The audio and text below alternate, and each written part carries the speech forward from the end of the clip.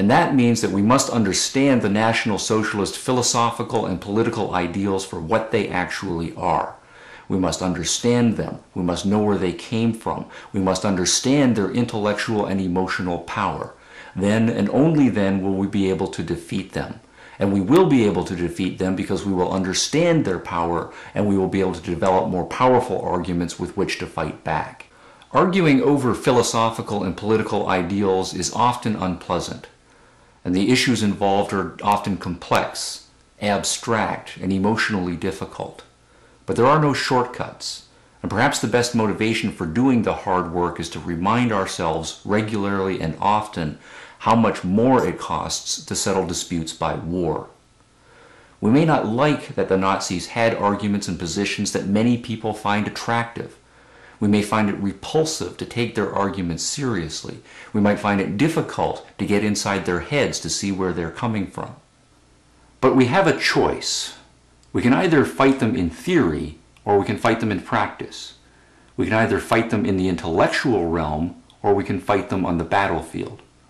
It might still come to fighting them on the battlefield, but that is always the most terrible option, the option that is the most expensive in every way possible, and the one we should avoid if there is any other way to defeat them.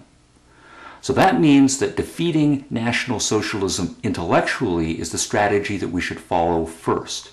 Defeating them intellectually means taking their positions seriously, understanding them, and knowing how to argue against them.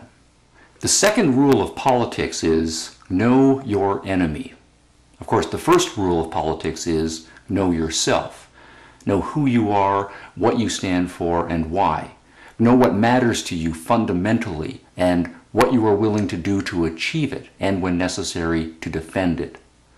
That is, of course, a very large project, which is why a culture's philosophers and intellectuals do valuable work, or, if they get it wrong, great damage.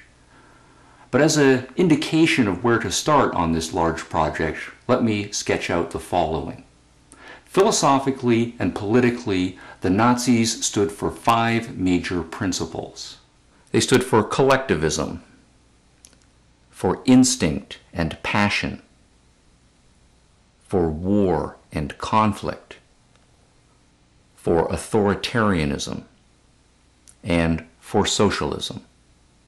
That means that we can identify the principles that, in each case, are the opposite of what the Nazis stood for.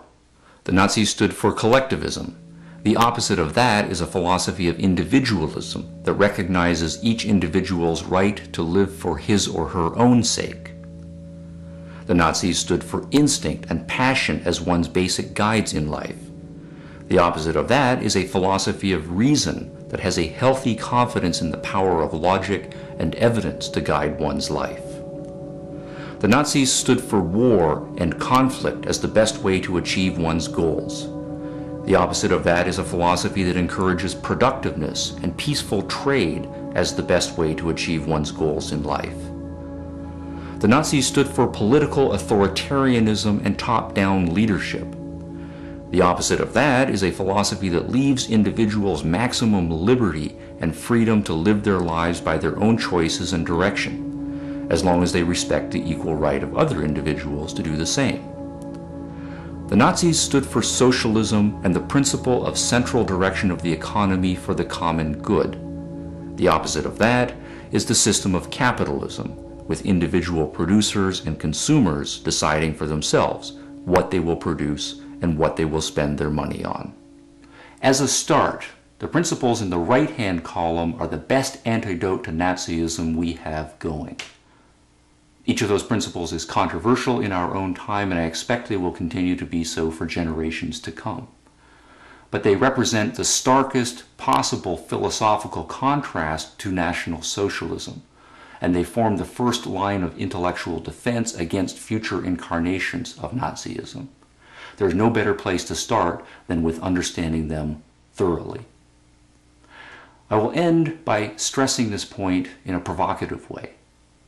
The Nazis knew what they stood for. Do we?